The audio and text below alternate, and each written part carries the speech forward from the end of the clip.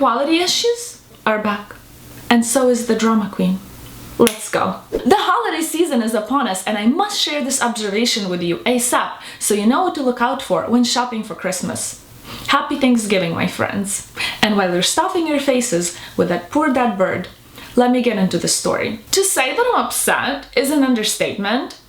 I am pissed, ladies and gentlemen, because what you don't know is that I walked out of that boutique like an idiot with this pendant on. Meaning, any guesses? No, not just that I'm an idiot, but also that I can't return it. This is a long Wednesday. I have a freaking herpes on my lip. I have a fever because I caught cold. And I'm wearing Alex's screw because I'm finishing up my laundry that I've started over a week ago. Guys, I had to sit down and film and share this with you because I feel like I owe you this when I discover something and I don't share it with you right away and I don't document it, and then I film a story time video afterwards. You're like, but she didn't have close-ups, she didn't have videos, how can we trust that? Point taken, guys. I feel you, I'm with you, and I am going to improve that. Some of you may know that I am a proud owner of a loupe and I'm not afraid to use it. But for some reason, when I got this pendant, I looked at the stone only to check for scratches and was done with it. The next day, third day after the purchase, and the same day when I posted the legendary unboxing, I looked at it in daylight and I noticed something strange with a naked eye. I noticed that the 4 bubbles, spheres on the pendant that are not touched when installing the stone, only the back hooks are opened and closed, looked different. And there is a front and a back to all vintage Alhambra pendants, and we're talking about the luscious front, or so it should have been. The bubbles are not shiny, but they're not scratched. They look like hammered gold, but really beat up. And I was thinking very hard about how to show this to you up close, because I don't own a loupe camera yet. So I came up with an idea to show you how my tiger's eye pendant's bubbles reflect light next to this one. So again, when I looked really closely under a magnifying glass, all of the 4 little spheres have craters, all of them uneven, different shape craters on all of them, and one of them was less matte than the others. So there is no way to see the reflection in these bubbles. They're all fuzzy, distorted, muddy, and kind of matte looking. They also look lighter than the ones on my tiger eye pendant. It looked like this frame was taken out of the mold and just polished, avoiding the 4 bubbles. Or maybe after they placed the stone in, the 4 front bubbles had to be polished but didn't get to be polished. I don't know the steps. All I know is that it's not shiny.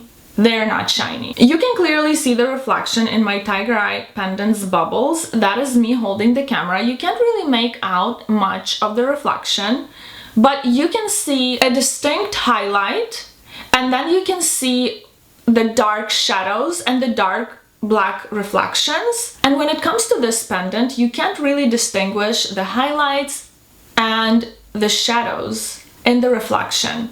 It's all kind of blurry. I feel like even in a bad quality video, I found a way to demonstrate the issue the best I could, because you should just compare the 4 bubbles, the highlights and the shadows that you can clearly see in the tiger eyes pendant, which is not new, and I've slept in it. I have never slept in this pendant, so it is not like I've scratched it. Obviously it's been in the box. I just recently got it. This is the 3rd or the 4th day. Today is the 4th day of me owning it. And these bubbles look slightly lighter than the rest of the bubbles.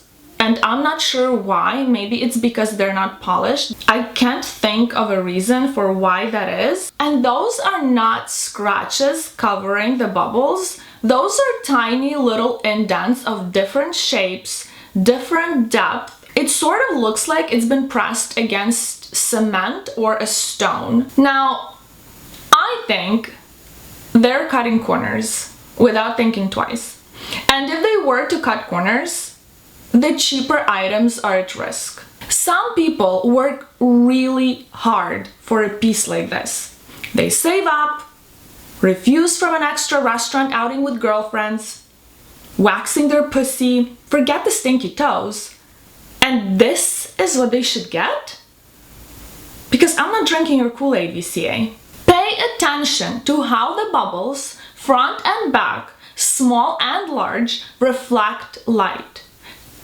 It should be crisp and not muddy or fuzzy or matte. Somebody told me in the comments that these are mass-produced. And I was like, no, I refuse to believe that. I feel like they're all handmade, and now I just don't know.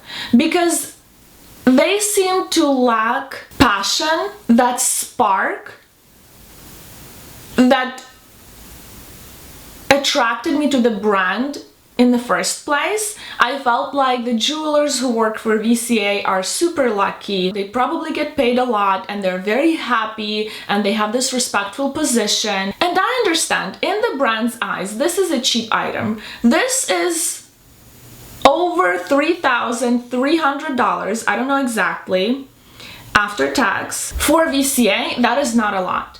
And I feel like they don't really care about these things that fly off the shelves and just get sold the second the stone hits the spot. I wanted to share that with you. I don't know what I'm gonna do. I don't think I can take it back. And I really love the stone. And Alex tells me, if you love it, keep it, because nobody can see. Only you know and you can tell. I don't want to feel dumb for spending over $3,300 on something that is not immaculate perfection.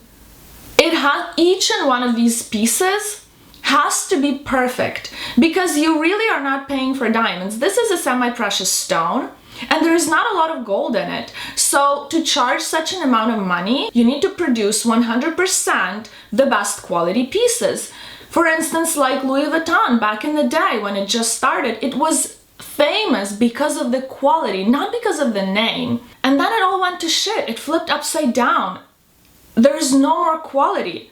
Louis Vuitton cracking, canvas cracking, glazing, peeling, a lot of issues with pochette métisses in the past. There was this hobo bag that I had, I forgot the name. The canvas cracked on that one. The Palm Springs mini backpack had issues. And even though the brand fixes these issues when they come up, that should never ever happen. Because we as a consumer should remember that we don't buy a brand for the name. We buy a brand not to flex, but first of all for security, for the quality they offer. So switching the hardware on Louis Vuitton from brass to something atrocious that tarnishes so easily, like on my Speedy 30 that I've sold a long time ago, it was in the rain once and I saw some little spots of tarnish around the zipper, and you know what, it threw me off. I didn't want to bring that bag even to the gym because I care. I never had good things, I never had money. So for me, like, my Cartier essay understands. When I explain to her something, she gets it because she knows how perfect I want my pieces to be. And even sometimes I buy pieces with scratches and stuff. I want to be aware of those scratches before I buy the piece. Like, it's the last piece, there's not one more in the country, we can't get you one, I'll get it. But I want to be in the loop, so to speak. So she knows that I don't come from money, and for me to be able to spend such huge amounts on jewelry, that jewelry better do my dishes, massage me, and drive me everywhere. I want it to be perfect. That's it. That's not a lot to ask at all if you talk about Van Cleef and Arpels. What's more perfect than Van Cleef and Arpels? There shouldn't be anything. They should be number one. The rant is over. Please let me know in the comments what you think I should do, and especially what you would do in this situation. Let me know if I'm overthinking it or if I have a a point. Of course, because I love this stone, I've waited a long time for this shade and I was drawn to this stone. I will keep it, so I'll have to make my peace with the spheres, but from now on I know what to look for, because even with the naked eye I noticed it. So you can definitely notice it in the store when you take a look at the piece up close. They might think you're crazy, and let them, because this is your piece that is gonna make you happy, and your conscience should be clean, sleeping at night knowing that you did your due diligence and that you picked the best piece for you. And let's not let Van Cleef get away with this, so let's just not get pieces that are not perfect. I want to improve the brand because I love it so much. Thank you very much for watching. If you found this video interesting, entertaining, helpful, please give it a like, subscribe to my channel, hit the notification bell, comment down below, and I will post Sunday or Tuesday. You let me know if you're not sick of 2 videos a week. Maybe you want me to post more, because not even the herpes on my lip is gonna stop me from filming. Bye guys!